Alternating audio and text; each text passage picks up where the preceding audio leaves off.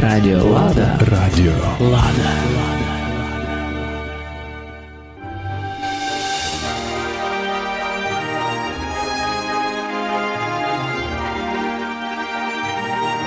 Вы слушаете Радио Лада в передаче «Писание священное», читаемое по-русински, по-нашему.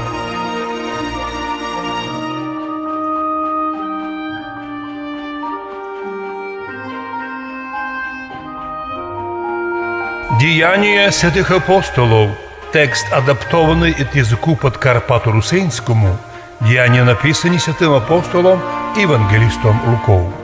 Глава 1, зачало 1.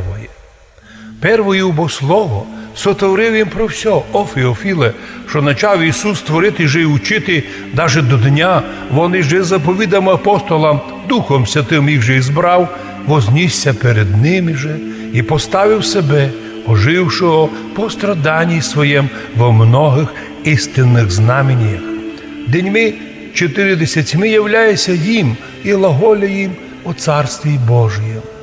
З тим же і єдущий повелів їм от Єрусалима не отлучатися, но ждати обітування Отчого, за котрого я слышали сте от мене, що Іоанну бо крестив весь водою, ви же імеєте креститися Духом Святим не по многих сих днях. Вони вже обосошедшися, вопрошали його глаголюче: Господи, уже в літо сіє устрояєш царстві Ізраїлево.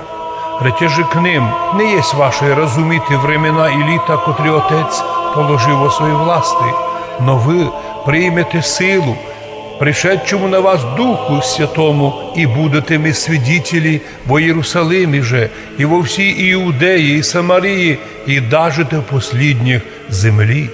І сє рек, зрящим сіє їм, взявся, і облак подняв його от очей.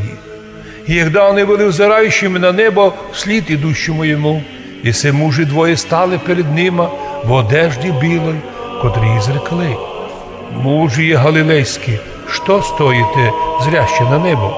Сей Ісус, вознісшийся від вас на небо, таким же образом прийде, яким образом виділи сте його, ідущого на небо.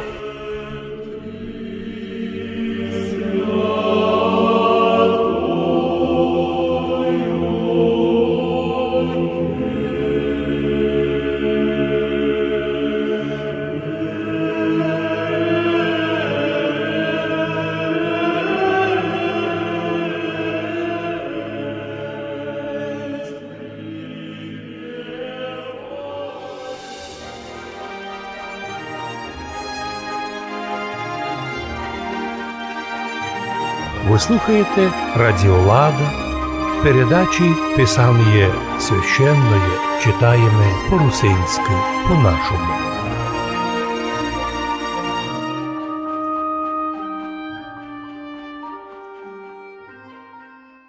Радіо Лада. Радио Лада.